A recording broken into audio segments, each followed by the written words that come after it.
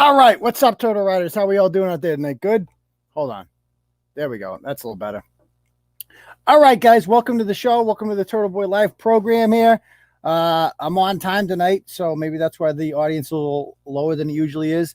That's okay. People jump in here. We're used to the 9 o'clock show starting around 9:12. I don't know who had that in the pool, but 9:02 it was tonight. 9:02, 9:03? Yeah, we were right on there. So anyway, I've gone ahead, guys, and I've shared the link to this stream on the various Facebook pages. We have two right now, the Turtle Boy Sports page and the Uncle Turtle Boy page, which is like 3 followers away from 16,000. So let's get it up there. Go ahead, like those pages, share it up, let people know we're live. Clarence Woods Emerson is back in like 3 days from a 40-day stint in the hole. That's as long as Lent, guys. Literally, I gave up Clarence Woods Emerson for Lent. So he'll be back in 3 days. And the good times will roll again. He'll probably get suspended again, but that's okay. So just go ahead, like those pages. Also, I've shared it on Twitter. You can follow me at Twitter. I don't know why I can't get Twitter followers, man. I used to be able to get, if you let me have a Twitter account for 6 months in the past, I would have 10,000 followers like that. No problem. I've had a Twitter account now for 6 months. Can you believe that? 6 months, they haven't kicked me off. And I'm only up to like 4,600 followers. Maybe people think they're just like, I followed enough Turtle Boy accounts. Just follow them all. You can't get enough of it. Trust me. Just hit that follow button.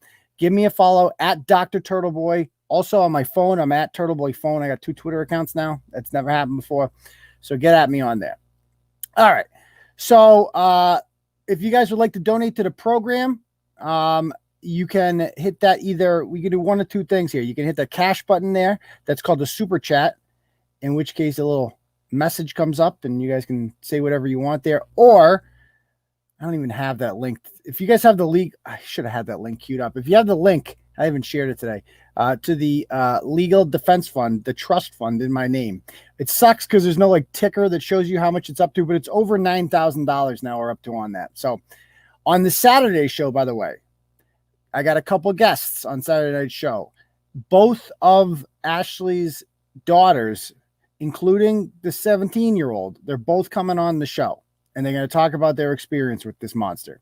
So it's going to be a powerful episode. You're not going to want to miss it.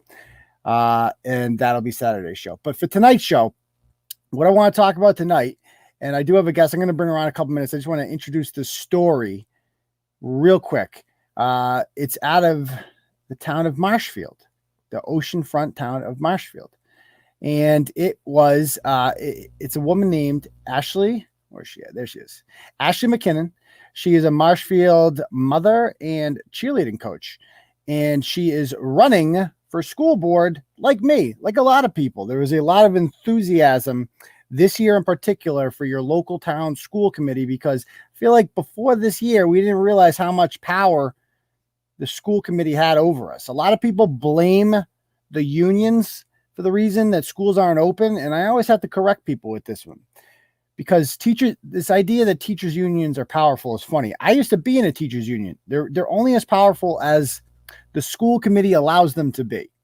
So all this, the union doesn't decide when you go back to school. They don't decide when schools reopen. All this only when it's safe stuff. That's cute. Your school board has the ability to ignore that. The Middleton School Board, they did it a long time ago. They just ignored them. That's all you got to do, just ignore them. But a lot of these school committees are comprised of people who have been insulated in academia their whole lives. Like what happens in a lot of school committees is that often board members are teachers in other districts or retired educators or just people that have been insulated in the world of academia. So that is why it often doesn't represent the district. Like in my district in Wachusett, the majority of parents have wanted to go back for quite some time, but it was 18 to 4. I apologize. 18 to 4, not to go back.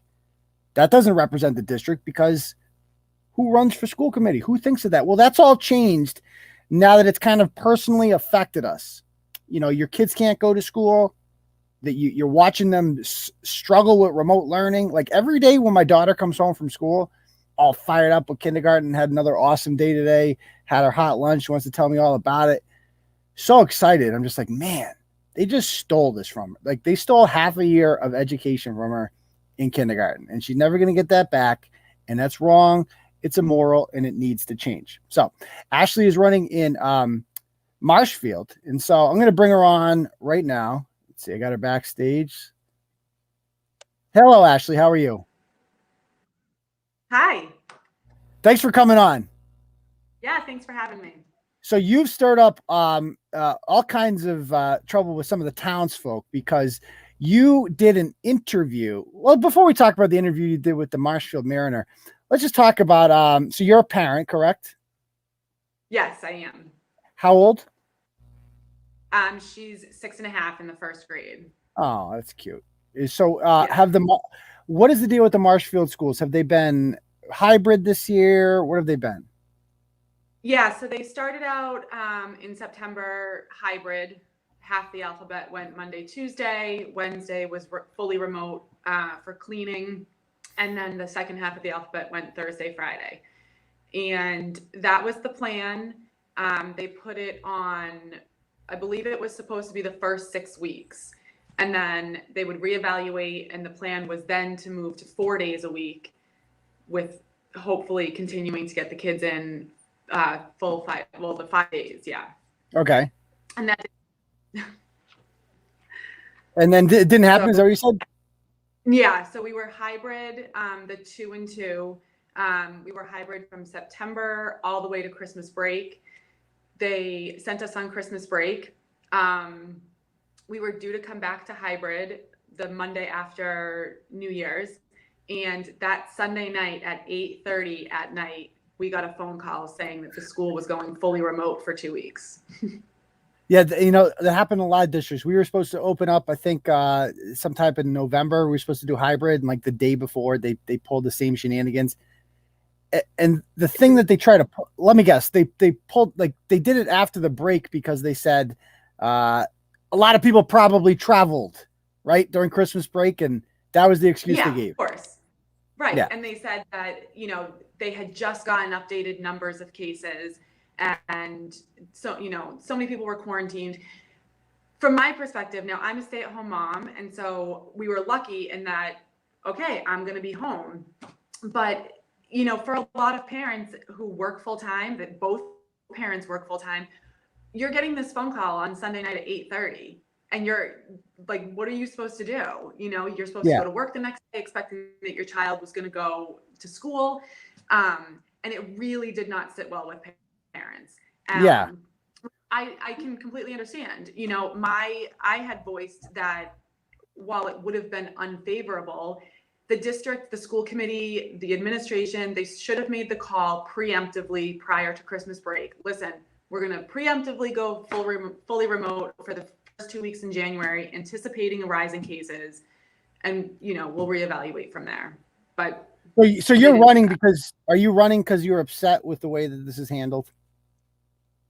Yeah, I was really upset with the way that they handled things with the shutdown last year. I was really upset at the delay in getting any kind of notification out to us over the summer, getting closer to this fall. And really being home, it made me take a look at who makes the decisions. Like, who are these people that are on the school committee? I've been in Marshfield now for 4.5 years, and I have not participated in a local town election for school committee. I wasn't really in tune with it. Me neither. I'm a voter, but I've never voted in a local school committee election. I couldn't tell you before this came around a single person on the school board, and I probably should have. Yeah, same. So, I being around town over the summer, speaking with friends and, other people, all I kept hearing was that people were unhappy. They wanted a change. And, so I was like, listen, I was speaking with my husband and I said, I can either continue to sit at home and drive you crazy by complaining about this, or I can pull nomination papers and make a run for it, and we'll see what happens. I have nothing to lose. So you got in a little bit of hot water because you did an interview in your local town newspaper, and you talked, there was a couple things in there that I'm sure rubbed some people the wrong way. The first was kind of a shot at the teachers union. I believe you said, let me read your quote here. It says, Marshfield Public Schools conducted extensive surveys of district teachers, which overwhelmingly showed teachers would not feel safe returning to in-person instruction until they had been vaccinated. which MacKinnon said highlights their quote unquote hypocrisy. Why'd you say that was hypocritical? So first and foremost, yes, I made a generalization. I probably shouldn't have done so, but seeing the survey where 87% of the teachers and the staff in Marshfield said that their major concern about going back full-time in person was out of safety and fear of spreading the virus. And I'm sitting here going, okay, so 87% of you have not left your house in a year. 87% of you have not gone out. You haven't seen friends, you haven't seen family. Yeah. And the thing that really irritated me is that a handful I've seen firsthand that they are spewing this school isn't safe. And over February vacation, they rented ski houses with other families. The kids are all in the hot tub together. No one's wearing masks. And how do you know this? Were they posting it on Facebook or something? Yes. Oh, and you know how many blogs I've done like that about, like, I can't even tell you the amount of teachers I've caught, like, going out. There was one this summer in Worcester. She was like a major person in the union too. She literally had an album entitled COVID Summer 2020. And it was her and a school committee member and like 50 kids in a house. Like, it was crazy. And the thing is I don't care, but don't turn around and say that schools aren't safe. I mean, the Department of Public Health, the Board of Health, like, school has the most strict restrictions, and the spread is not happening in schools. So this whole school isn't safe nonsense, it needs to stop. And it especially needs to stop being told to the kids, because there are kids that are going to be afraid to go to school. Are there though? Like, I don't think there's a single kid out there that's afraid of COVID. Not one. Like, I don't know. I know if I were, I mean, kids are crazy. Kids do crazy, reckless things all the time. Like, they, drive into traffic. Like, they're reckless with their lives. Like, they don't realize how human they are. I feel like if I'm not scared of COVID, there's no way some 15-year-old is. No, but I'm not saying 15. Okay. I've seen firsthand that there are some children, and I mean elementary school age, that have not been off of their property. They are allowed to play outside, but they have to wear masks. They're not allowed to have play dates at other people's houses. Like, I've seen this. I'm seeing it firsthand. And then the preaching that school isn't safe. Like, I am really afraid for when they're having to go back to school. What is their mental health going to be?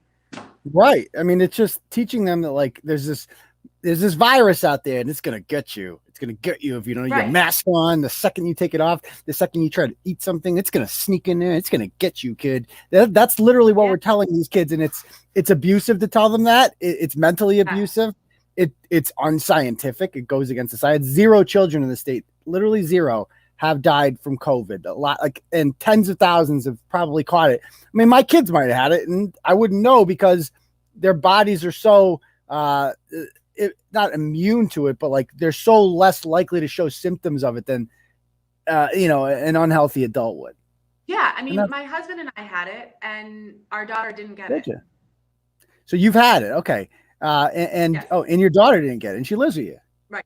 There you go. I mean, it's freaking crazy. How does that happen? Did you get sick from it at all? When you had it? I had a fever that went away when I took Motrin. I felt like I had a sinus infection for 5 days, and my husband didn't get a fever. He just kind of felt run down. Okay. So, I mean, and I've never heard of anybody getting twice. So I think that you basically have the vaccine if you've already had it. And so are you vaccinated? Okay. Mm-hmm. So are you vaccinated? Are you getting vaccine? No. No. Okay. Just because you've already had it? Right now. Because I've already had it. I was just recently tested for the antibodies, and I still have the antibodies. So as far as I'm concerned, I have the vaccine. So that's that comment. And I completely agree. I've done so many blogs about these teachers that, like, it's all just a lie. They just want to work from home. That's all this is. It's very convenient to work from home for some of these people, especially if their kids are not in school. I get that. But, like, stop with the I'm scared thing. It's like, no. And even if you are scared, get over it. Like, police are scared every day. Firefighters are scared. The person at Market Basket could be scared. Like, it doesn't matter. You got to put your brave face on and be a big boy and go out there and do the job that we pay you to do. Or else, like in my town, I know that like with the budget coming up, they're going to want an override. And I'm usually the kind of guy that, like, I'm generous. I support the schools. I would normally vote yes. I'm like, why would I vote for an override when the last year there's been no school? Yeah. So, well, and that kind of, what you were just saying about, people have become accustomed to working from home. That kind of ties in to what the next comment that I made in the Mariner. And yeah, let's go. Let me bring that up because I want to read. This is when I read this. I'm not gonna lie. So I was reading the article and it was going well, and then I read this comment. I'm like, oh, that's not good. Okay, so I'm just gonna.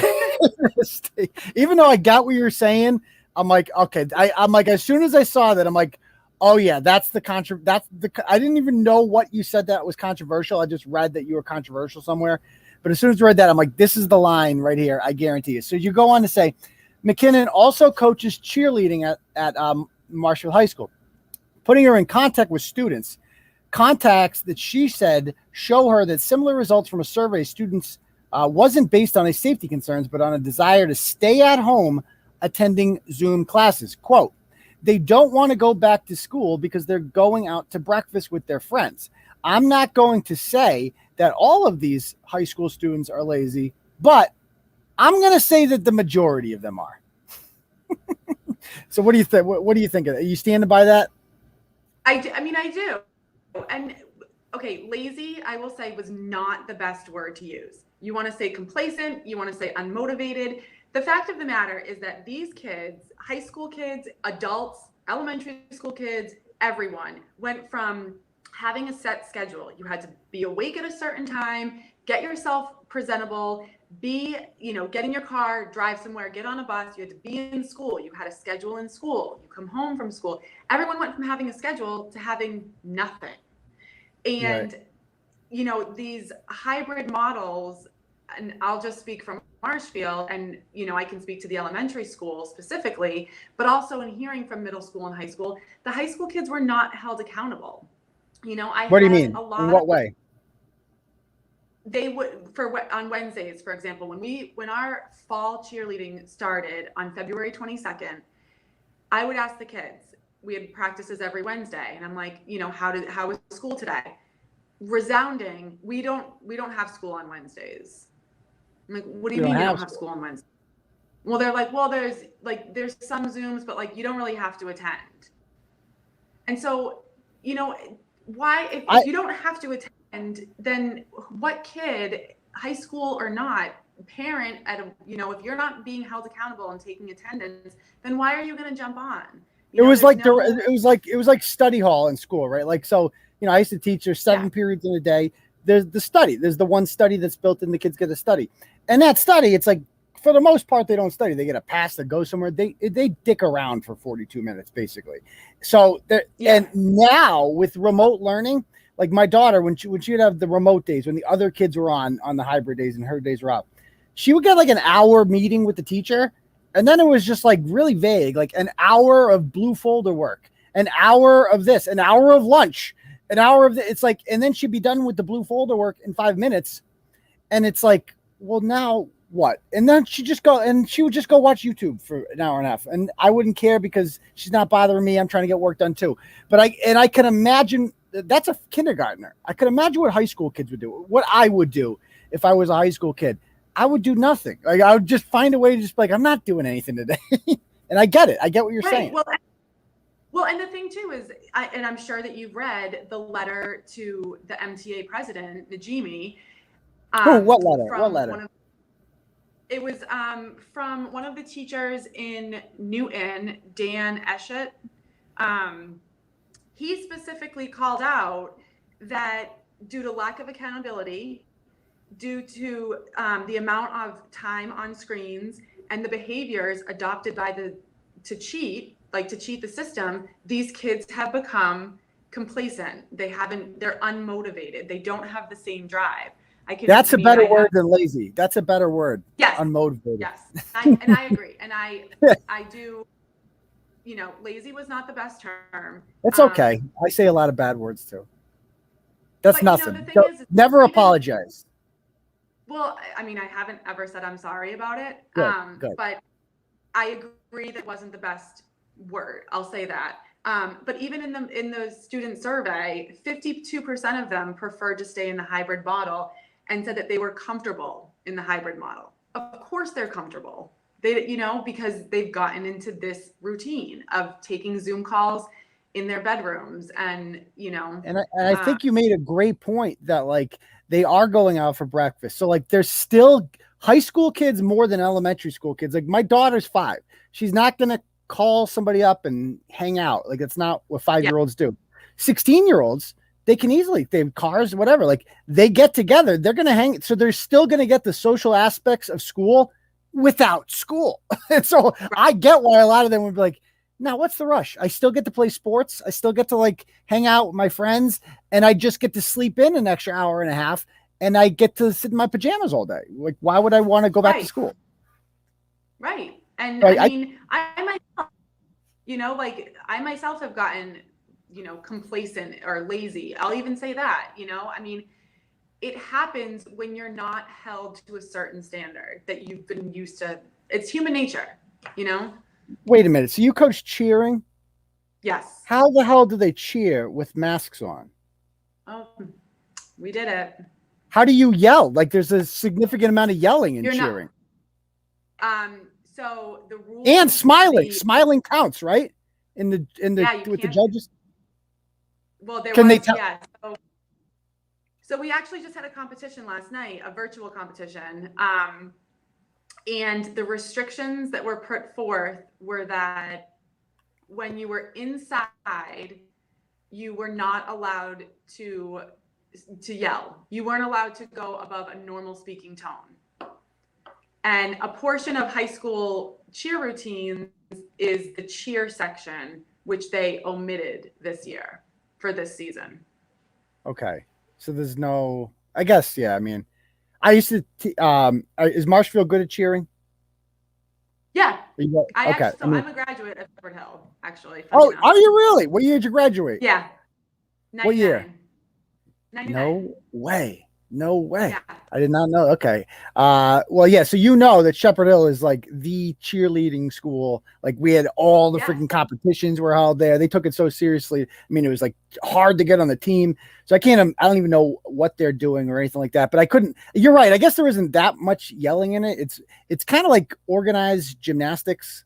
Like that's what I call it. That's what it looks like. It's a little like organized gymnastics. It's. Yeah, I mean, I used to say cheering wasn't a sport, and I'm still like on the line because there's so much athleticism involved in it. But the only thing that kills it to me is that you have to smile. That counts as part of your score, which is such bullshit. Yes. What kind of sport makes you smile? Well, because we're cheerleaders, right? Like you have to keep some of the original element. They were there to bring up the crowd and get the crowd pumped, and it's true. It's part of it. I mean, you see it in the all-star cheering where the kids are on stage and it's this big glamorous event, and you want to see that they're having fun. I don't know how you people do those long days at these. My wife just tells me, he's like, what time my daughter's going on. It's like she'll be here at 3:30. Okay, I'll be there at 3:20, and then I'll see their routine, and then I'm out. Like I'm not staying there all day. Exactly. But so how many seats are on the Marshfield School Committee? 5. Okay. And then how many are all 5 open this election? No, there's 2 open, and there's the 2 incumbents are running, and then myself and another first-time candidate is running. Okay. And so there's 5 total for 2 seats, including the 2 incumbents. Okay. Yes. No, and 4 total. 4. Oh, it's 4. So, okay. So the 2 incumbents, you and one other person. Yes. All right. So this obviously puts you at a disadvantage because obviously being an incumbent is an advantage. What are you doing to overcome that? I'm just trying to get my name out there, and I've been speaking to a lot of parents. I held a standout. I've got signs around town. I have a Facebook campaign page, and I'm just, like I said, over the summer, all I heard was that Marshfield was ready for change. and I'm just trying to be that change for Marshfield. Right. And, you know, to be honest with you, it would be great if I was elected. And if I'm not elected, then at least, you know, it's brought to light a lot of issues within the school system. Agreed. So speaking of, now the other, I'm basically running on two big issues. Number one is the schools reopen. Number two is I'm very worried about like the politicization of public education. And I would feel the same way if like conservative ideas were being pushed in school. I don't want kids being brainwashed into thinking that one team is right and the other team is wrong. I just want kids to learn math, science, English, history, all that good stuff, right? So critical race theory is being pushed in schools all over the place, and it's without you even knowing about it. Like these diversity training seminars, these people that are very divisive, where they get kids to just focus on what they look like as opposed to what's in their soul, the kind of person they are. And you were recently criticized on your page out of left field. I don't know where this came from, by a gentleman named Mike Devine. Now, when you first saw this name, did you recognize that name, Mike Devine? No, I did not. He had posted on my campaign page basically this long question saying that he was a former superintendent. Was I aware of the historical frameworks, the Massachusetts historical frameworks of 2018 that is in the school system? If I'm not aware of it, then, you know, he's scared that I'm running and all this stuff. And he said that he was asking all four candidates the same question.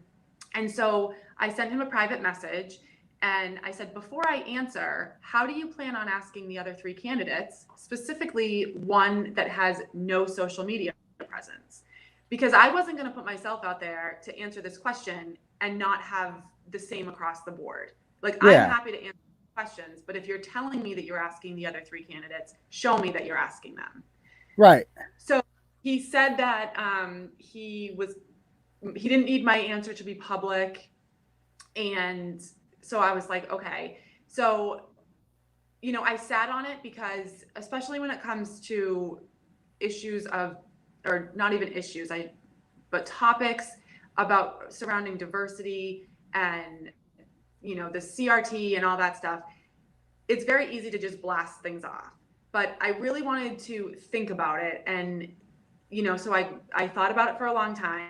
And it was much that I got up in the middle of the night and came down and I wrote my well thought out answer. And he responded the next day and said that he respectfully disagreed. So I said, okay, that's fine. You know, so not everyone's going to agree with me. Did you know who he was at the time? No, I didn't. So for those of you unfamiliar with Mike Devine, I wrote about Mike Devine a little bit over a year ago. He was the superintendent of Hull. He was previously a principal in Norwell and in Hanover. So he's been all over the South Shore. And at Hull, a bunch of students started coming forward, former students from Hull, Hanover, and Norwell. And they were all saying that this guy who's married with kids had been, which again is not anybody's business. I'm not even concerned about that aspect. But the fact that these former students were coming forward and saying that after I graduated, Mr. Devine contacted me and basically attempted to hook up with me and, you know, sent inappropriate sexual things that made me feel uncomfortable or whatever. And it was allegations of grooming, basically. He ends up getting fired by the school committee. And normally I would think that somebody like this would stay away from social media. But here he is, the arbiter of morals, out here grilling you to make sure that you are good enough to be on the school committee. How did you find out about his past? Did somebody like link a Turtleboy article on there? Yes and no. So this past Sunday, I woke up, my daughter, God love her, but she's up at 5:15 every single day. So I was up and so I pulled up Facebook and I had all of these notifications that Mike Devine had gone on and commented on my page. And I was like, what the heck happened? Like, I mean, I was in bed at 9 o'clock on Saturday night. And he had specifically gone on to people's positive comments and made negative comments. Like, for instance, one of my friends said, "You would be amazing on school committee." And he said, "She would be an absolute nightmare. She doesn't support teaching diversity." And I was like, Jesus. what is going on? And I didn't respond at first. But then when I looked into it, I was like, all of these comments, like super negative against me, were made at 11:30 on Saturday night. And I was like, I mean, as you know, much as I try not to take everything personal, I was kind of like, what did I do to this guy that at 11:30 on a Saturday night? Well, it was 11:30. He had to wait for his wife to go to bed to hit up the Grinder app. That's what he was probably doing 11:30 at night, to be perfectly honest with you. But he obviously, I hate to break it to you, but he's not going to question the 3 other board members about that. He's targeting you specifically. He doesn't like you. Yeah. The questions he was asking you were in bad faith. He was gotcha questions. He has no intention of voting for you, and I would not waste a second of my time on him. No, and I obviously, like, I honestly haven't. But I was, you know, talking to a few people, and then all of a sudden, the Patriot Ledger article, and then one of your articles popped up that somebody had posted underneath his comment, and I was like, oh God. Oh yeah. You know, and he's still there. He didn't take the comments down after that. I was like, what? He took some of them down. That's weird. Why not just take them down? I don't know. But I actually went on as the moderator of my page. I went on today and removed anything that he had put up, because it's just not, you know, he had, like you said, he has no intention of voting for me, and that's perfectly fine. But I also don't want to keep the negative, like, just nastiness going. You know, he does have 2 children that are in the school system. Yeah. And that's very adult of you. Out of respect for them, you know, if it was my family and something, you know, not so nice, not so okay happened, I wouldn't want people to continue talking about it. So I just went on and removed anything that his name was attached to. Oh, that's very nice. Being the bigger person, that's good of you. But it is just kind of funny how these worlds collide like that. All of a sudden, you see somebody like that. Like, I cannot believe this guy actually had the audacity to show up. But anyway, so I wish you the best. I hope you win. We need more people like you who are like parents who are motivated specifically because they're unhappy with the way things are going, to get involved. And if you guys live in Marshfield, for whatever it's worth, I'm endorsing Ashleigh. Go get out there and vote for her for school committee on May 1st. Do they get to vote for one person or 2? They get to vote for 2. Okay. But I would suggest just voting for 1. That's called bullet voting. I was going to say, if people really want change, then you need to just vote for 1 person. And let the other vote get.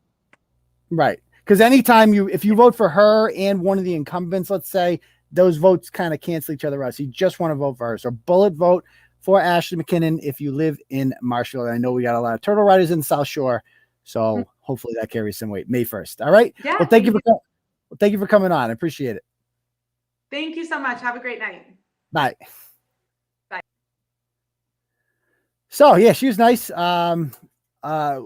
Very I like seeing that a lot of parents are getting involved and running for office. You love to see it. Maybe she'll win, maybe she won't. I don't know how politics work in Marshfield, but I hope to see record voter turnout in some of these election guys. I really do, because nobody shows up to vote in these. Now so my election's coming up on May 10th, right? And so I just did a blog about this, and you guys might have seen this. And I think I briefly mentioned this on the live show the other night. Let's just jump into this, shall we? These people. This is what I'm up against. So this is the woman, my arch nemesis in town. Her name's Asima Silva. And she's like a social justice warrior extraordinaire. I've played some of her audio. Like, I still cannot believe this audio. Let me find it. Come on. Hold on.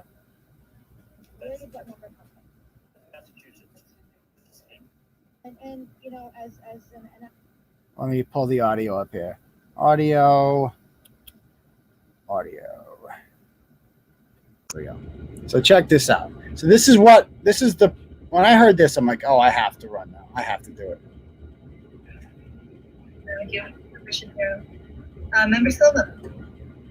Thank you. That was a great presentation. Thank you for that. But I do have one question. In one of the graphs that you had when you said 10,000 deaths of students between ages of 0 to 20, what was the pool of that? Was that Worcester County? Was that Massachusetts? What was where did that number come from?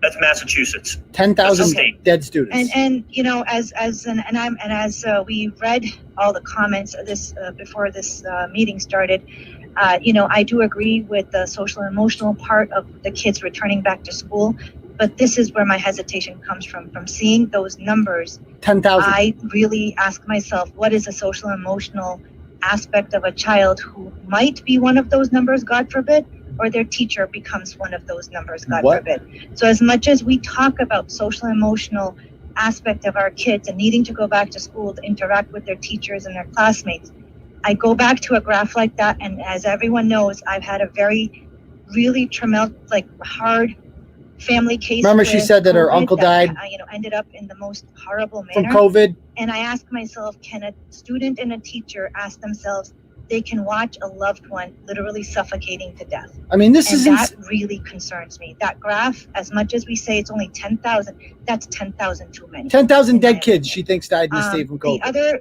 question I have is, I know the teachers are scheduled to get vaccines. When will they be getting them? And is it any possibility and that they correct can get her on them this before too? We They're like, dude, start that's not the what that hybrid?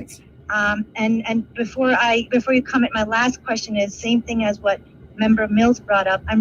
There's going to be classes that some kids are going to get hands-on, you know, activities like science classes have. There's going to be classes, Not deaths. Oh, here we go. So it's a graph. Yep, it was all of Massachusetts. Yep. Thank you. Right. That was all of Massachusetts, and again, those were confirmed cases. Cases, not deaths. Yeah, cases, not deaths. Member Silva. No, cases, not deaths. I can tell you if you. I didn't put that section because there are actually 3 Oh, charts. morons. Right. No, These people run the that schools. makes me feel slightly better, but it still makes me feel horrible that 10,000 kids are struggling with breathing. 10,000 kids are struggling with breathing. So she's like, oh, well, I screwed that one up. Turns out 10,000 kids didn't die. They were just like, this is what this person thinks. How is this possible? A year into this quote unquote pandemic.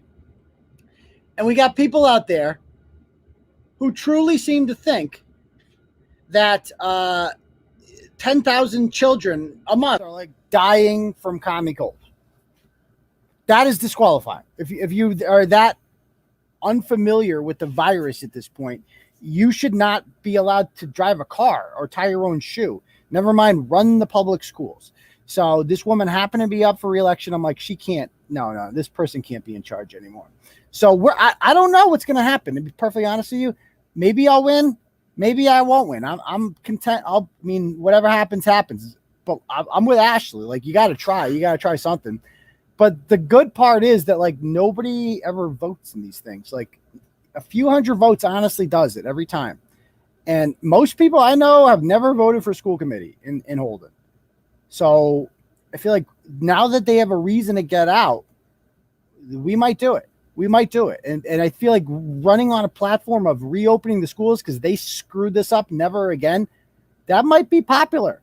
So we'll see what happens. I think so if there's any turtle riders out there in Holden, and people have asked me for yard signs and like other places, it defeats the purpose. Trust me. If you live in Holden and you'd like a yard sign, I'm getting some yard signs tomorrow. I should have them next week. Gonna have, especially if you live on a busy road. I need a slogan though, guys. Can anybody, the signs have to be green, right? It has to be green. I don't want to put a turtle on it, but I feel like they need to be green.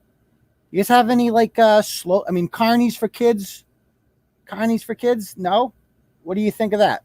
Carney for kids? If you guys have any good slogan ideas, the kids deserve better, something like that. Whatever. We need a catchy slogan. Yeah, I'm not going to reference the brand. I'm completely separating what I do for a living in the blog from the school committee. I think it's important because my opponents and my enemies, as we're going to see here, are going to try to do the exact opposite. They are going to attempt to tie the two together, which is not fair. I mean, you can have your day job where you're doing something, and then you have your kids, your home life, and those are different things. But what do people think? Any good ideas? Aiden for Biden? That's a terrible slogan. Not okay. Can I have one if I don't live in Holden? Bray, I don't know if we have a lot of voters up there in Ipswich. I don't know how much that's going to be useful for. Cut the blindy. Oh, I like that one. Cut the blindy. Vote for God. Oh, that's a good one. What did Brett say? Without Carney, they won't return. Oh, reaching. What else we got here? Small town. Yeah, I mean, that's the way it was, but I feel like I could get 300 people to show up just from like doing a blog about this who have never voted before in their lives. But, you know, you put some signs up because I've seen my opponents. They have signs everywhere. I'm like, I want signs. That'd be cool. See, it's got to be a short one. You guys don't like the alliterations thing? Carney for kids? That doesn't sound, no? BLM kids, BLM for kids and Carney. I don't know if I want to be associated with BLM. No, why no alliteration? Why no alliteration, guys? Keep it simple and direct. The incumbent thinks COVID killed 10,000 kids. She's dumb. Vote Carney. I don't know if I can fit that all on a sign, but that is going to be the gist of my campaign, is like, we are being governed by morons. Absolute morons. Crotch roots or Carney. I feel like I should stay away from the term crotch roots as much as possible. But we'll think about it. Think about it. If you guys could think of a good one, send it to me, okay? Anyway, so let me just talk about what happened here. So in the last couple days, first, these were sent out. I think we talked about this on the show the other day. A bunch of homes in Holden get this flyer in the mail. I didn't get one. And if you recall, 2 years ago, some flyers were sent out. These flyers, remember these 2 years ago? They were sent out.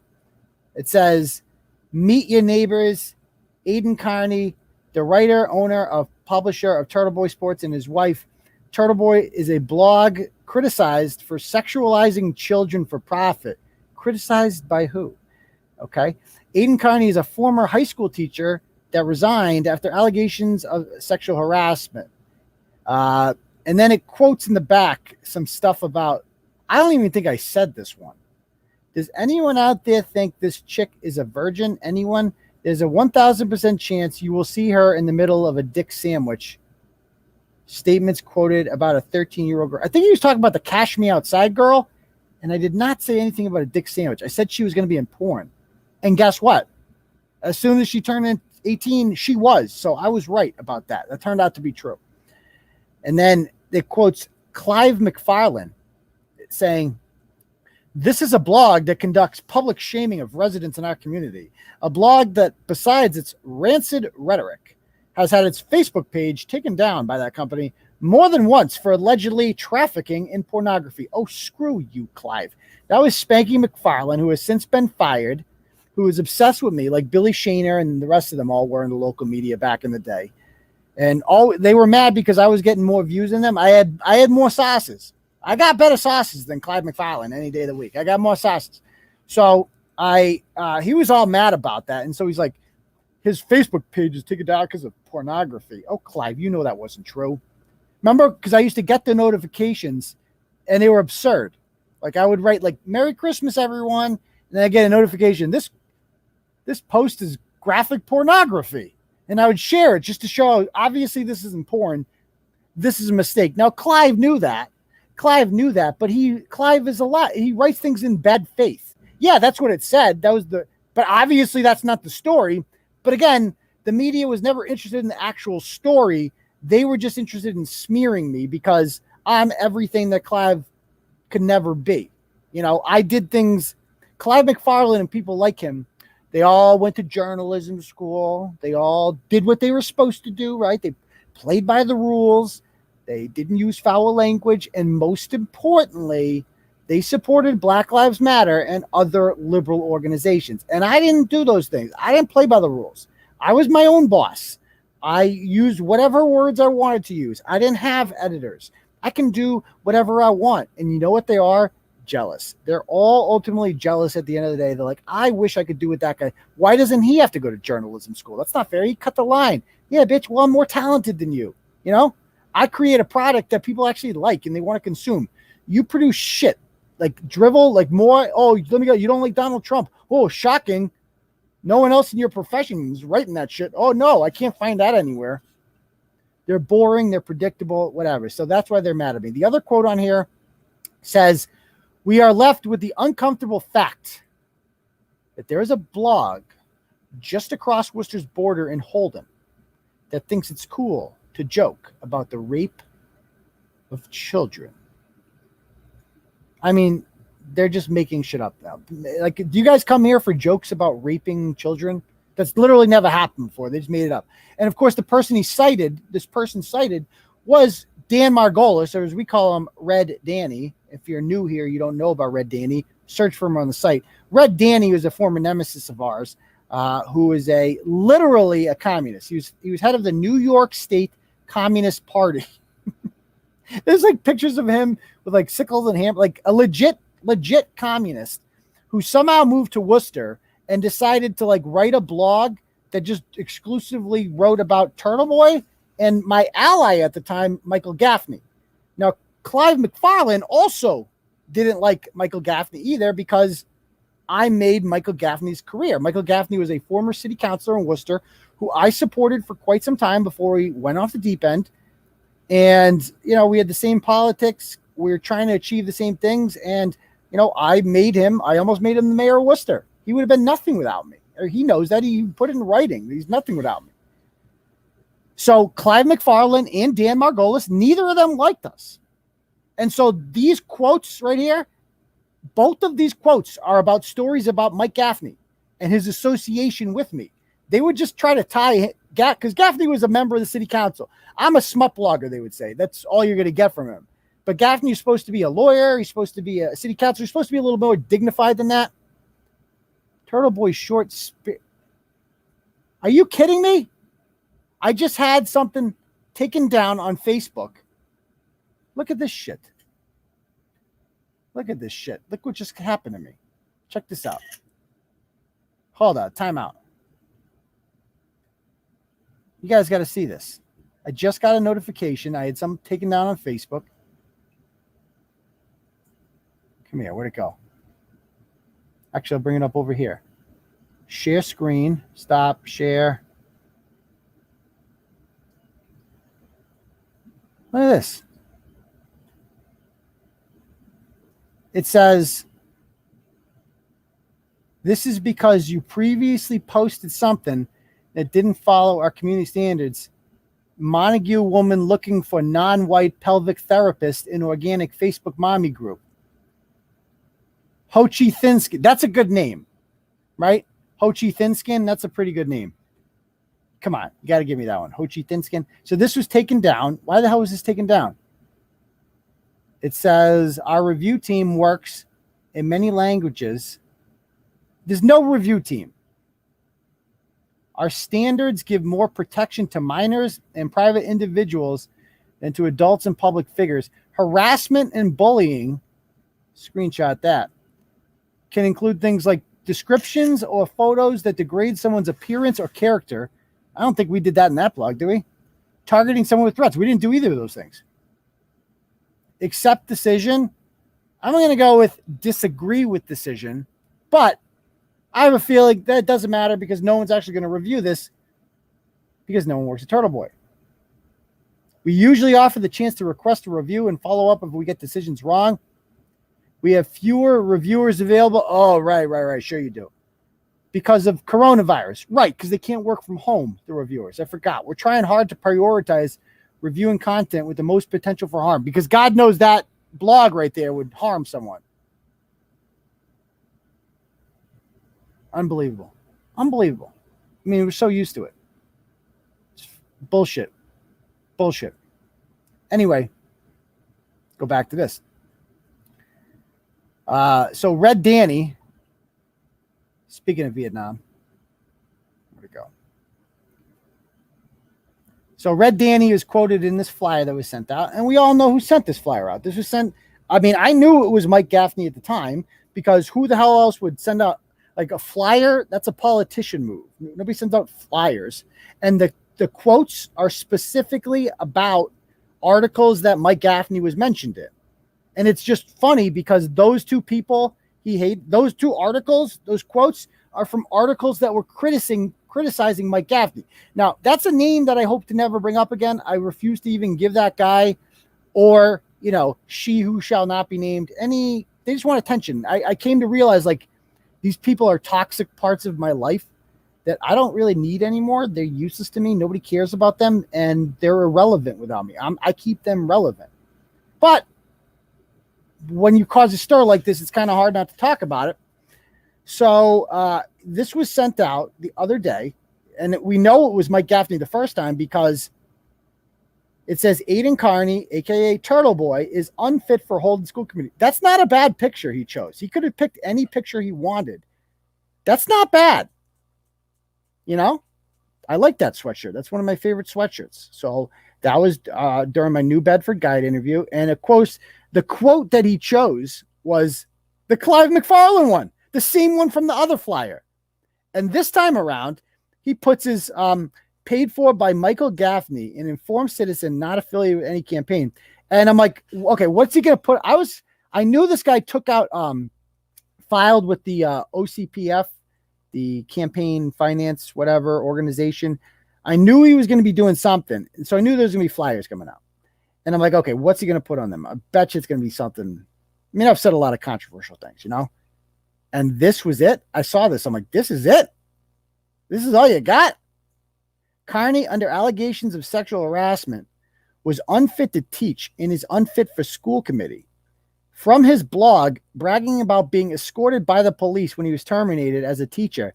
And I said, 5 years ago today, I was escorted out of Shepherd Hill by the Dudley police, left teaching for good, and then began my life as Turtleboy.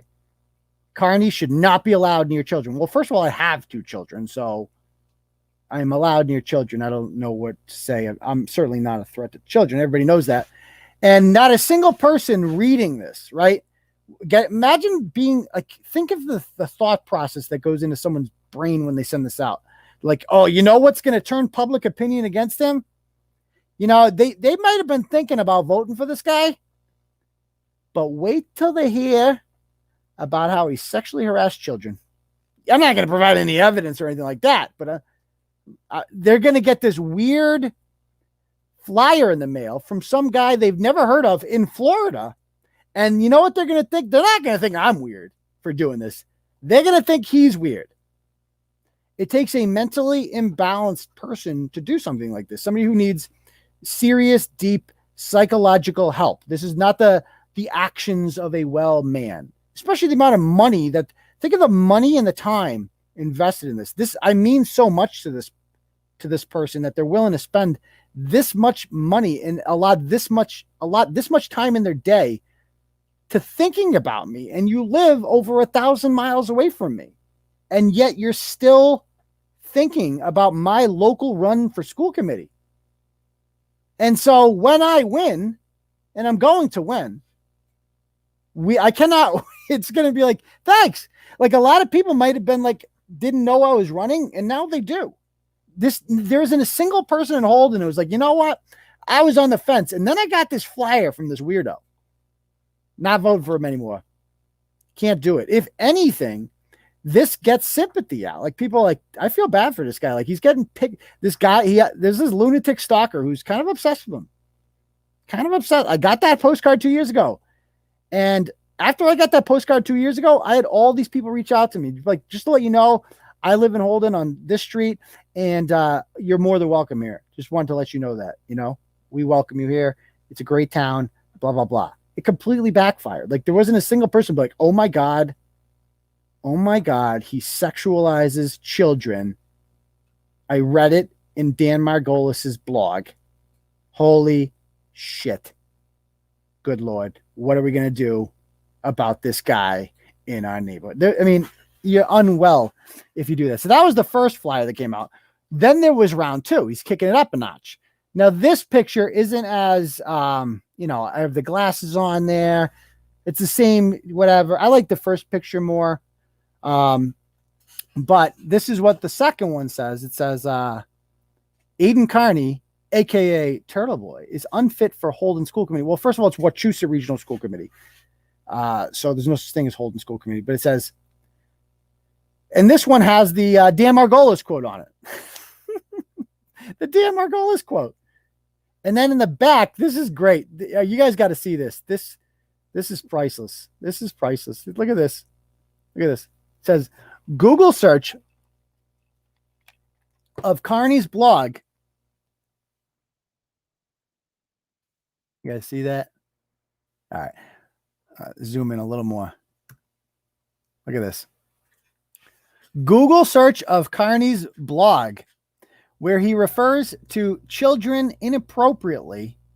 He doesn't belong on school committee or near children. And then he puts a screenshot of something that comes up on Google of Turtleboy Sports headlines. I shit you not. Let me just read some of these Turtleboy Sports headlines, okay?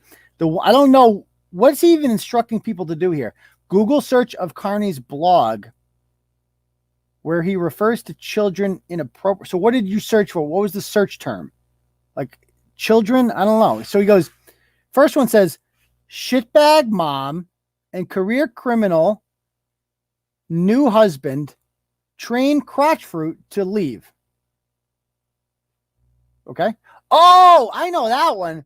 That was the story from upstate New York. That was the one that told the husband, like in the email, oh yeah, watch me.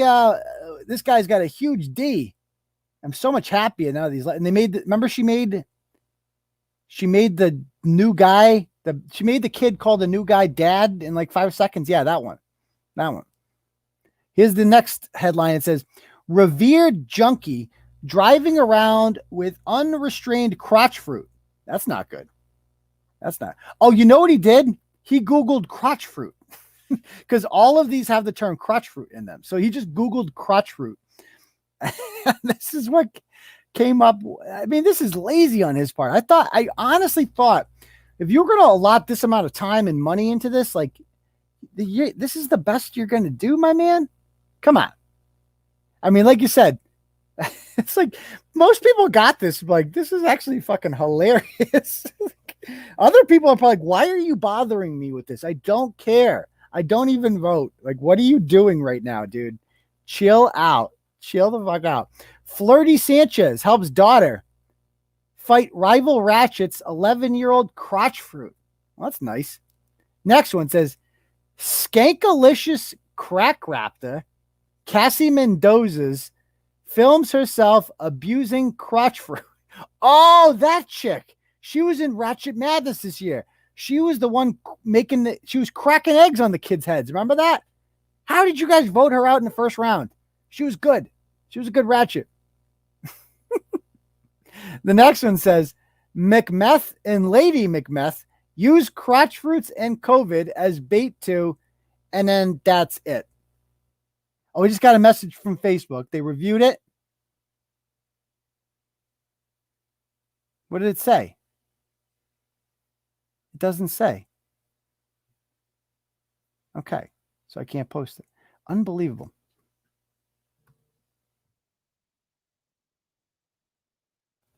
All right, anyway, so that's that. I'm not going to let it take me down. Oh, and then there was this chick. Oh, this chick was great. Remember her? I've written about her a couple times. Her name is Angie something.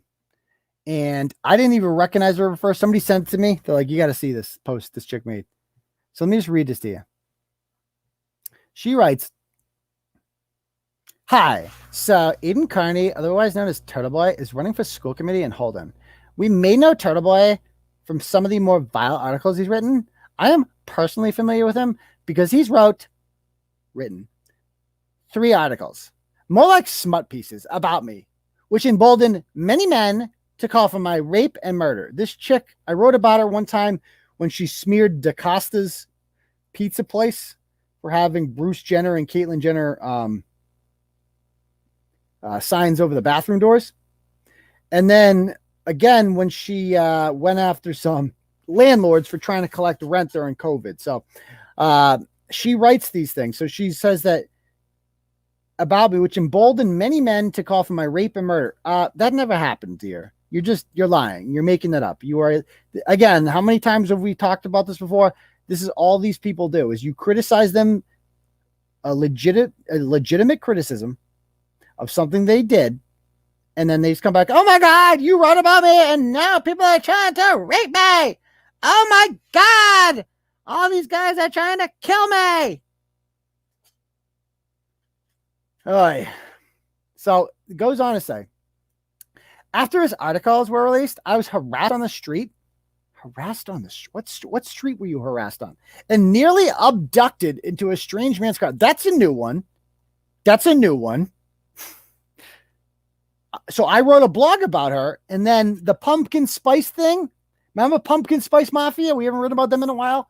They're always almost getting kidnapped.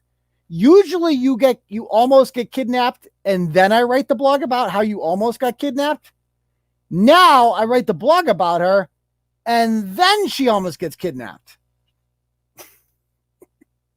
Oh, they're such shameless liars. They really are. They just don't care. They know no one will question them. He is a former teacher who was fired for improper relations with a student. Every time this story changes, I don't even know what to say anymore. Everybody knows that's not true. I won't even humor it anymore. This is a man who is called for the rape and murder of a kindergarten teacher. What? Where? Like, is there like a meeting of like, what are we going to make up about this guy this week? I'm raping and murdering kindergarten teachers. Do you guys remember that blog? I feel like I would remember that blog. Remember that blog where I told people to rape and murder a kindergarten teacher? Man, I got a lot of views. What are you talking about? You're making shit up. If you mattered, I would sue you, but you're irrelevant, so it doesn't really matter. So she goes on to say, and he's had improper relations with students. You already said that above. He belongs nowhere near children or any school. I have 2 children. I just beat my daughter in Battleship. I whooped her.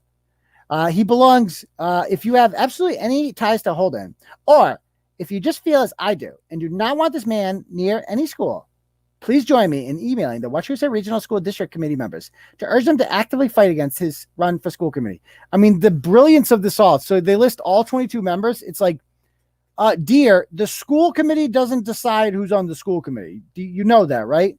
The voters decide who gets on the school committee. She's like, that's like emailing Donald Trump and being like, Donald Trump, you cannot let Joe Biden become president. You cannot let this happen. And Trump's going to be like, oh, actually, that's a good idea.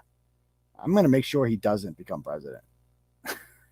What? These are my opponents. Of course they don't want me on because then they take their seat.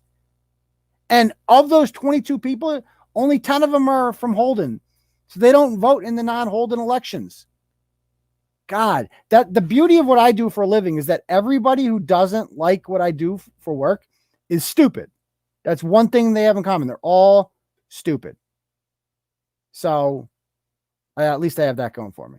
She goes, reach out to anyone you know in the 5 towns of Wachusett Regional School District: Holden, Paxton, Sterling, Princeton, and Rutland. Urge them to vote for literally anyone else. Well, the thing about, if you urge people in Sterling not to vote for me, they're going to do that anyway, because my name's not going to be on the ballot in Sterling, because I don't live there, and they have their own school committee elections in Sterling. They will elect their own representatives. Boom, roasted. So these people are so good at the cell phones. They're so mad. Look how mad this dude needs to be cut off from society. Hot damn. Fuck this guy. Get him away from school children. He is a scourge on Central Mass. I find it pretty shocking he'd even be allowed to run, considering the situation that led to his disgraceful dismissal from being a teacher. Well, first of all, there was nothing disgraceful about that. It was honorable the way I left. And even if there was something disgraceful, I could still run because that's how democracy works. But again, nothing shady at all. These people are very, very, very stupid. Very stupid. So at least I have it going for me. Oh, and I love this, by the way. Ken Farrell. Yeah, one of those pictures, that's very white boy, comma, N-word. So Ken, what's his name? Ken Farrell. He is a white supremacist. We know that as a fact now. It's not like a theory because everybody on his page is white. He went to Tantascwa. And this is 6 years now. This has been up since 2015. The N-word. He's done nothing about it, guys. He just allowed the N-word. If I get blamed for the comments on my website, then this guy is responsible for the comments on his Facebook page. He saw that notification, and he doesn't get thousands of comments like I do. So you saw the N-word, and you're like, you know what? I agree with that. I support your usage of the N-word because I, Ken Farrell, am a white supremacist who uses the N-word a lot to degrade people of color. So that's not good, Ken. Stop being so racist, dude, please. These people, everybody who hates me is racist. That's one thing. Another thing I've noticed. Everybody who doesn't like Turtleboy is racist. So, all right. Anyway, why don't I take any questions you guys have, and then we'll call it a night. Boom, roasted.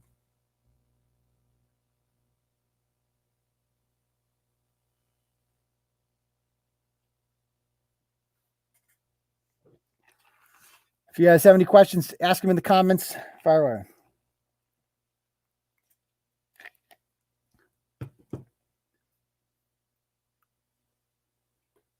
Oh, Ratchet Madness update. That's a good question. So I do know who won. They weren't any. We have our Sweet 16. You guys want to look at the bracket? Let's talk about Ratchet Madness. I love Ratchet Madness. It hasn't been as climactic this year. Like the field is so, the one seeds this year besides War Rack are just so more dominant than they've been in years past. Well, so let's look at the bracket because we have our Sweet 16 now. I know who's won. So in the last bracket here, okay, the people who have advanced, none of these were under 60%. None of them. So the people who advanced, Rachel Rollins just got like 82%. She advances. And by the way, there's a rumor going around right now. Like a lot of people are like, dude, did you hear Rachel Rollins is resigned or she left? Rachel Rollins just tweeted out not that long ago that is all made up. She's not going anywhere, guys. She would never do that. We wouldn't be that lucky. So Rachel Rollins has advanced with like 82% over the West Warwick Weighing Stallion. Fryer Tummy Tuck easily defeated. I was surprised to see this. Feta Cheese Freddy, he's gone. He's out. He got under 40% of the vote. So he's out, and Fryer Tummy Tuck advances there. Also in this region, the 3 seed, Rhonda Rubbish from Killingly, or was it Plainfield? I forget, same shit. They pretty easily beat the Brockton Cinderella Ginger Gisnado. And the Fitchburg incest couple pretty easily as well beat the New Bedford Snatch Rockets. So this is the only bracket where like there's no high seeds. It's a 1, a 2, a 3, and a 5. Now, if we were to look at who's going to win each bracket, let's go to the first one, right? Because I'm setting the odds on this one, right? So we got here. Can we zoom in? Our Sweet 16, we got Janetti.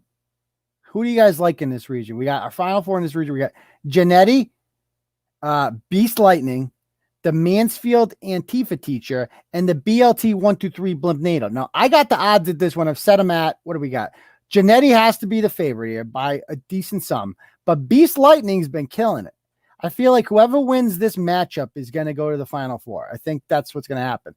The Mansfield Antifa teacher has been dominant. She hasn't won by less than 70%. But the BLT 123 Blimp NATO, I mean, that's going to be a good matchup. I think Jill Sheridan's ultimately going to win. I think Janetti's going to win, and then I think Janetti's going to make the final 4. But that's just me. That's my guess. The next one we got, people love Ratchet Madness. It's great. So this is the crazy bracket. This is like, remember the one across the way? It was 1, 2, 3, and 5. This one is 9, 13, 6, and 2. Okay.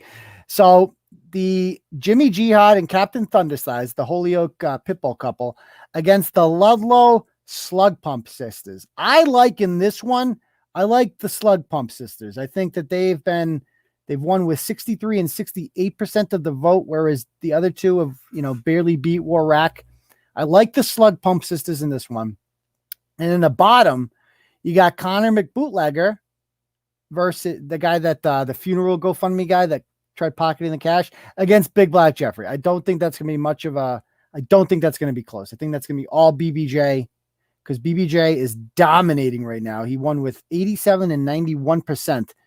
So I think BBJ is easily going to win that one. I think he's going to beat the Ludlow Slug Pump Sisters, and I think he is going to the Final Four pretty easily. I think he's got the easiest road to the Final Four of any remaining candidate.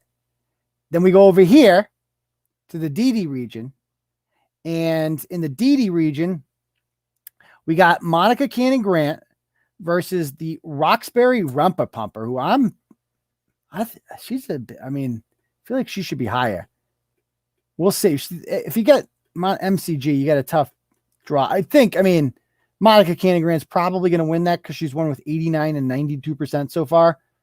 The Rumper Pumper is pretty ratchet, but she hasn't crossed 60% yet. So probably going to be MCG.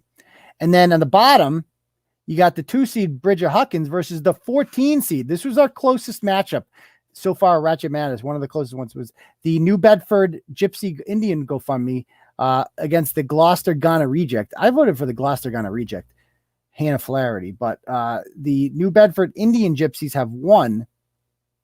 And I like Bridget Huckins in this one. This is the chick who her baby daddy, Ralph G. Marie, is missing. She likely had something to do with his disappearance.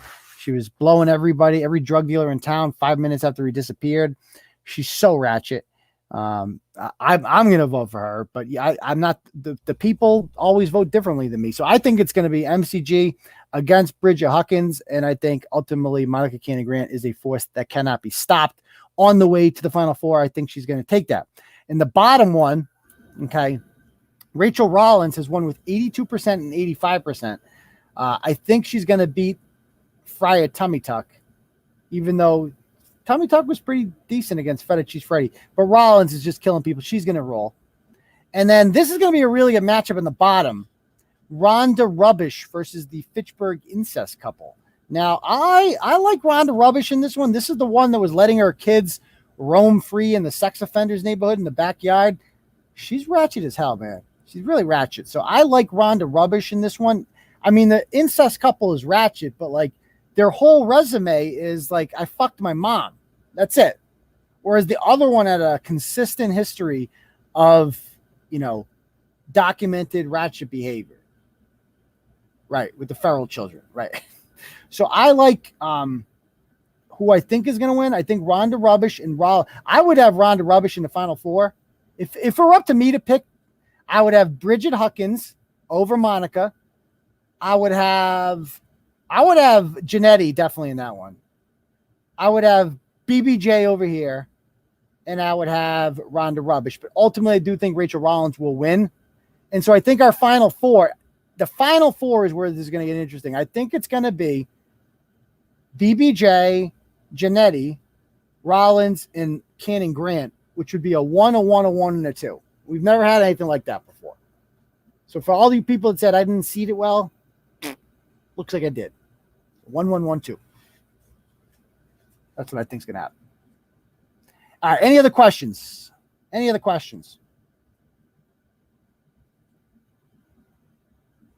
That is a really, it's only one move, but it's a really ratchet move. That's a good point. They got tougher. These guys, they got tougher as they go along,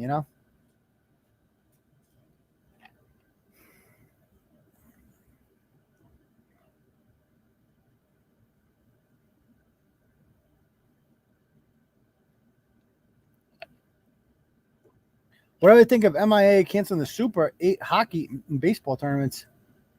Is that why they did it? I thought they did it because of COVID. Is it like moving forward they did that? I never liked the Super 8 to begin with, M-Job, because like in baseball, I like having a state champion, like an actual state champion. So what they started doing in baseball a couple of years ago is they just picked the 8 best schools in the state randomly. And in hockey, they did it too. And they just have their own tournament. And that's not how it's supposed to work. It's supposed to be like each region, North Shore, South Shore, Central Mass, and Western Mass, have their own district tournament. And then one in each sport, and somebody wins that. Then Western Mass plays Central Mass, North Shore plays South Shore. Winners play in the state championship. That's the way it's supposed to go. And so that's like this Super 8 thing just takes the best 8. It's very subjective. I don't like it at all. I don't think they should have that at all to begin with. So, boom, done. Gang merch. We got to get some gang merch. I think it would sell. I don't know. We'll see. Turtleboy gang. Canceled for 4 years. Okay. I don't really like it. I never really liked it to begin with, to be perfectly honest with you.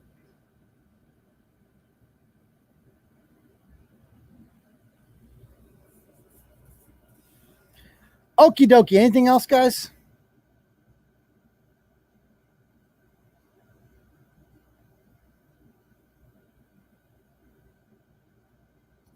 Yeah, feel free to donate to that legal fund if you like to. You know, I'll have an update tomorrow about how much we've raised.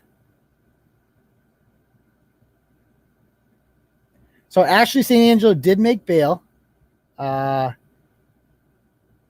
And he immediately went to, he actually had a choice. He could drive to Fitchburg and face charges there, or get extradited. And he volunteered to go. Do you guys want to, somebody might have sent pictures of this. Hold on. I might have a picture of this somewhere of him in court. Hold on. Time out.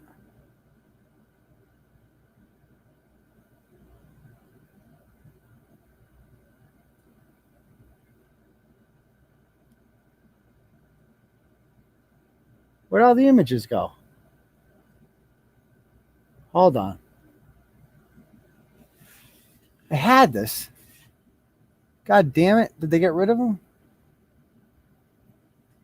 My computer does this sometimes where it's like I have to reset. So the most recent images I have are from 3 days ago. How the hell did that happen? Okay. I'll find it later on. But yeah, I'm going to win. Fuck Ashleigh. I honestly don't like Alex Jones, but do you think? Oh, we'll see. I think Alex Jones is funny as shit. I see what you're saying. Okay. I don't really know that much. Elitist mentality that they are more special than somebody else. I mean, there is a certain Eastern Mass bias to it, M-Job, that most of the schools are getting picked. I feel like as a Central Mass person, our schools out here might be forgotten. You guys sometimes forget that we exist past 495, but we do. It's called the Kingdom of Central Massachusetts. We're strong. We produce state champions. We produce Olympic athletes. We produce NBA players. Like a lot of good people that come out of Central Mass, believe it or not. Anything else? Thank you, Juan. I appreciate that.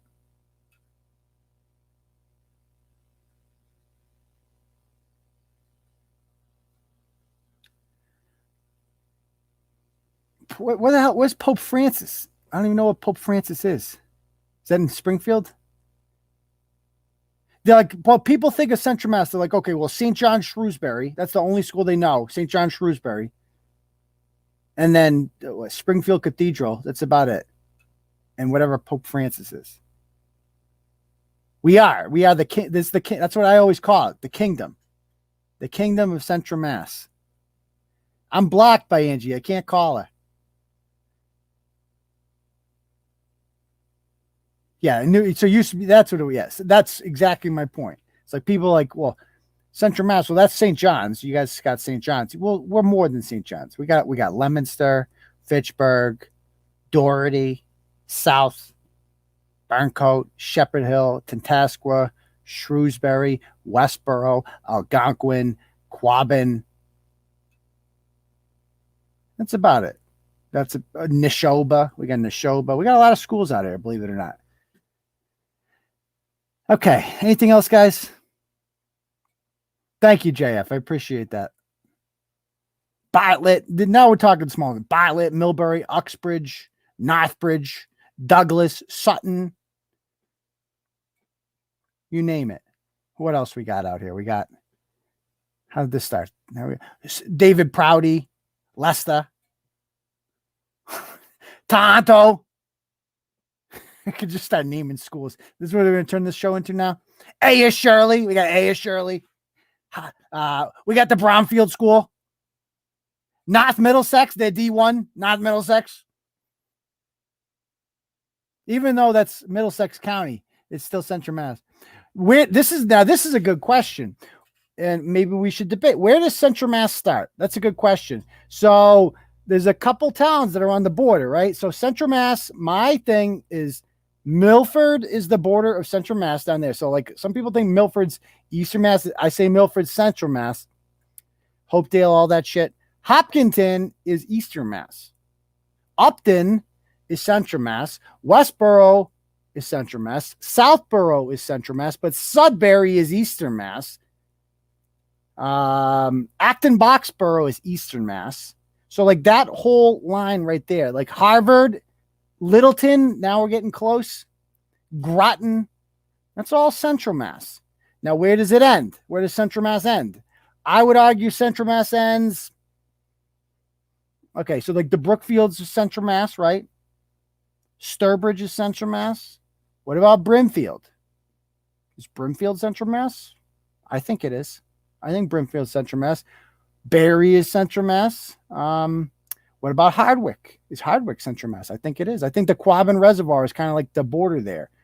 I think Ware would be the first Western Mass town. Once you're in Ware or like Petersham, those are the gateways to Western Massachusetts, and the gateways to Central Massachusetts are like the boroughs, the Westboro, Northboro, Southboro, Milford, stuff like that. That's Central Mass. I've officially decreed it. Okay. I haven't heard of half of those. Exactly. Because you Eastern Mass people and you guys discriminate the shit out against us. You guys think we're trash out here. We don't exist. Nobody remembers. You guys just think, oh, it's just St. John's and Springfield Cathedral. That's all it's Worcester. Yeah, if I need to go to the Centrum or go to the Hall of Fame, that's all you guys are good for out there. No. We're a strong, proud people here in the kingdom. Amherst is Western Mass. That's Western Mass, but that's like the eastern part of Western Mass.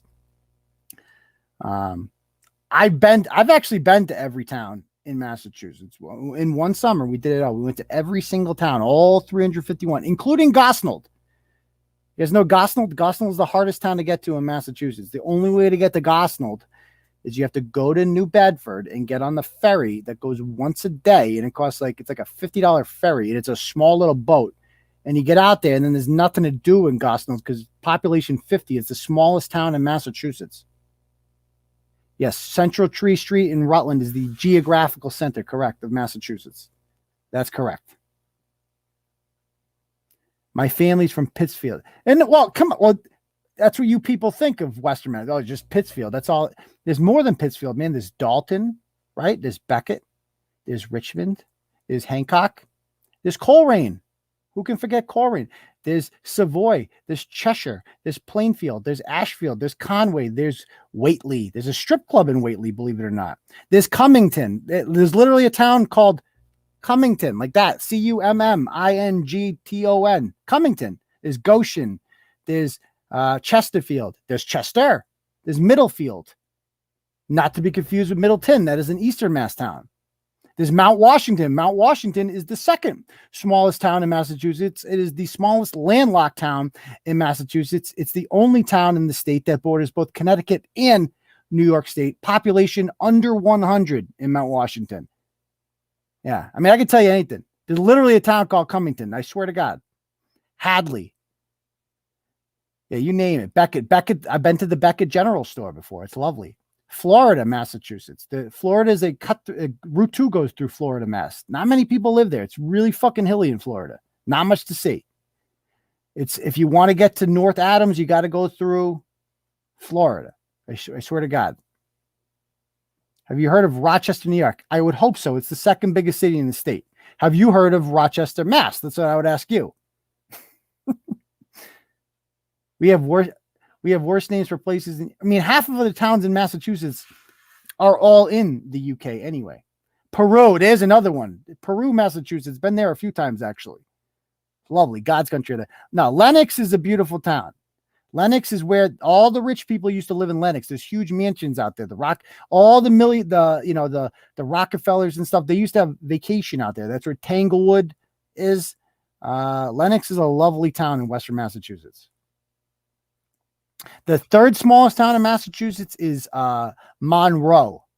Monroe is one of the hardest towns to get to as well. There's only one way in. You got to go through Row to get to Monroe. There's a town called Row, and then there's Monroe. But to get to Row, you got to go through Charlemont in the middle of fucking nowhere. But I think Monroe also touches Heath, which touches Coleraine, which touches Leiden, which touches Bernardston, which touches Northfield, which touches Warwick, which touches Royalston, which touches Winchendon, and now we're back in Central Mass. How about that? Nobody knows Massachusetts like me. I'm telling you. I know this state better than anybody in the whole state.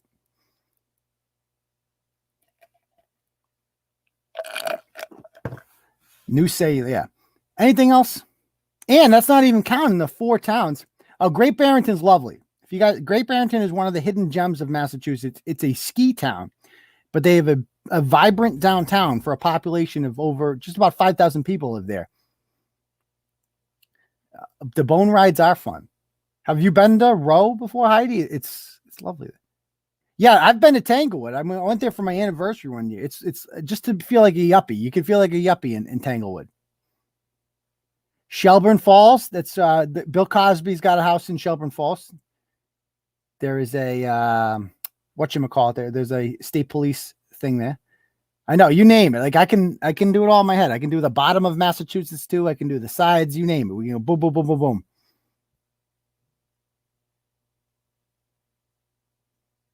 I used to drive from UMass, from Westminster.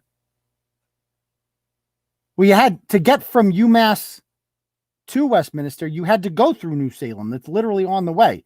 To get from Westminster, that's an easy drive. First of all, you just go down Route 2, then you jump off in Orange. Then you jump on 202, the Daniel Shays Highway. You go down through Pelham, and then you take a right, and that takes you through the center of Pelham, and then boom, you're in Amherst. That's how you get from Amherst to Westminster. It's probably like 45 minutes tops.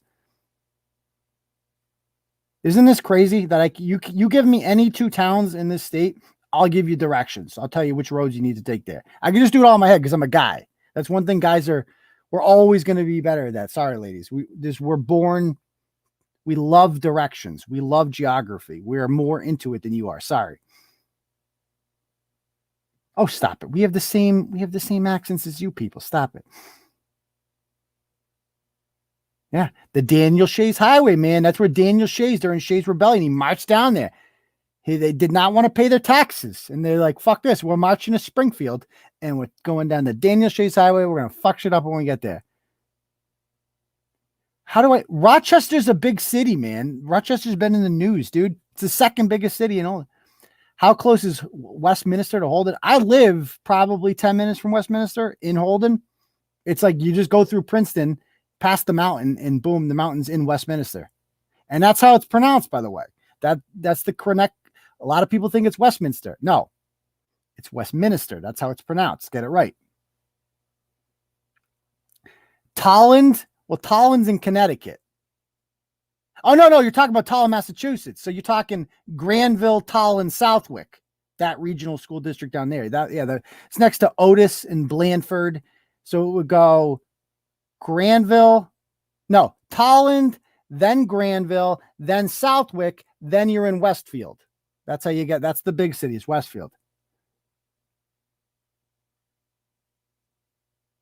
Anything else, guys? Well, Jefferson is part of Holden. We're like northern and western Holden. Charlemont, yeah. Charlemont, like half of Route 2 is Charlemont.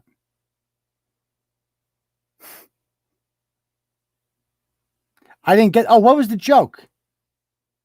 I didn't get the joke. Okay. Do I go? No, not really. Sometimes. Hardly ever. Do people in Western Mass have, no, not really Western Mass people, because Western Mass isn't like, okay, I'll give you that. There's a difference between Central Mass and Western Mass. In Western Mass, because I found this out when I went to UMass, like a lot of people out there are like New York Giants fans, Yankee fans and shit. Like they don't have the same allegiance to Boston as Central Mass people do. Like in Central Mass, like our local newspaper, it's like, we like the same teams as you people, right? We're an extension of the Boston metropolitan area. Western Mass is not. Western Mass is part of the Hartford metropolitan area. So there is a difference there.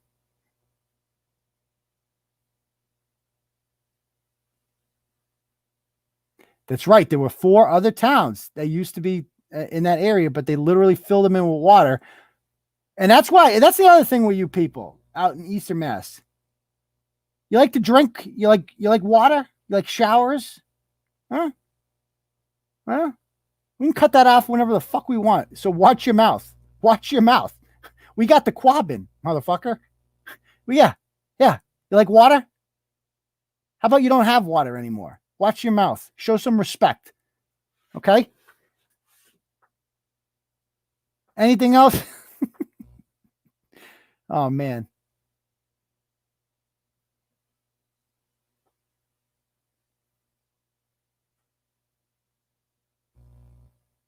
You people. You are you people. Leave me. You guys discriminate against us, so you can't say shit. Nasha, they have accents. And those towns up in the North Shore, it's like there's so many of them. And they're so small. Like if you look at a map, like Somerville you guys know that Somerville is the most densely populated city in all of New England? I did not know that. Like 20,000 people per square mile because they're so fucking small. There's no parks or like anything in these towns. Like as the crow flies, like Melrose, Wakefield, like you're in one town after the next in the North Shore. Like it's crazy how the South Shore, the towns are bigger. It looks like they're just stretched out. Like why is Middleborough so big? Why is Plymouth so big? Why is Carver so big? Those towns are big down there. Even like the ones in the bottom, Dartmouth, they're like long and shit. Those don't exist on the North Shore. North Shore is like Arlington, Belmont, Watertown. Like you can't even see them.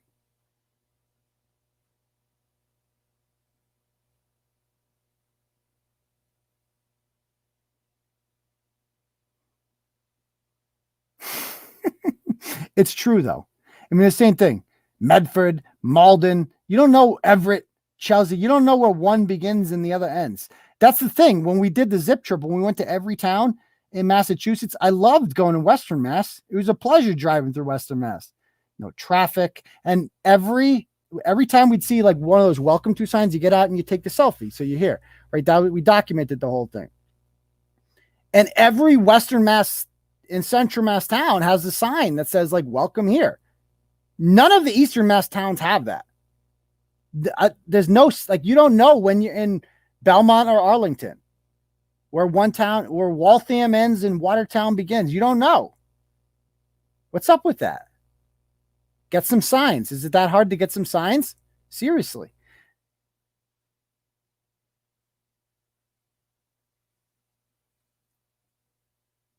I mean, does Hall not have a sign? How does Hall not have a sign? It's a goddamn peninsula. Seriously. There's got to be like one road into Hall. Nahat has a sign because there's only one way into Nahat too. There's only one way into Winthrop. I know there's got to be a couple ways into Winthrop, but I would not recommend going to Winthrop. It is a fucking pain in the ass to get there because you have to go through Revere. It's fucking hell. I would never wish Winthrop upon my worst enemy.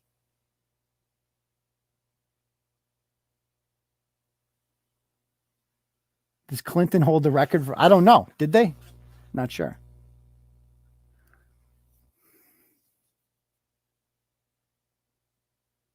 All right. Anything else, guys? We don't have traffic. I love Deerfield. Deerfield's a beautiful town in Western Massachusetts, next to Sunderland and Greenfield. Oh, it's God's country up there. Big fan of Deerfield. The golf tourney update. Stay tuned. I'm going to have an announcement of that in a couple of days. Turner's Falls, not Turner's Falls. Turner's Falls. That's part of Montague. That's like ghetto part of Montague, where Turner's Falls is. Cohasset and Hingham. There's another one. Is there a sign between Cohasset and Hingham? I've never seen one. Is there? I don't know. Cohasset's a great town too, though.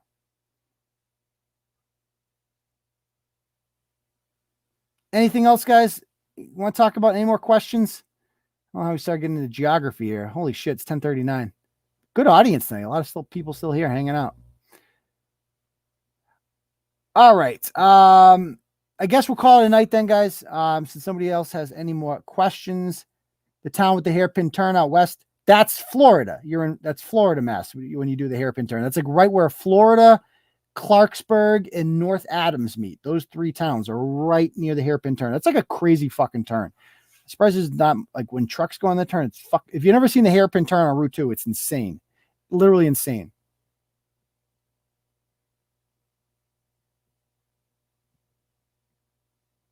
True. What do I think of the South? I like the South a lot. Big fan. Not so much during the Civil Rights era or the Civil War, but besides that, I like the South. Oh, there you go. YouTube's recommending us? Holy shit. That's cool. No, I love the South, man. I wish I lived there. I wish I was like, it's better than the North. It's cold up here, and the politics here is horrible. Horrible.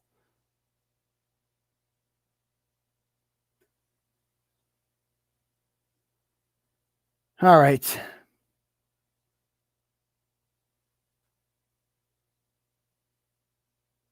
I guess we will see you guys all on Saturday night for next episode of Turtleboy Live. Peace, Turtle Riders.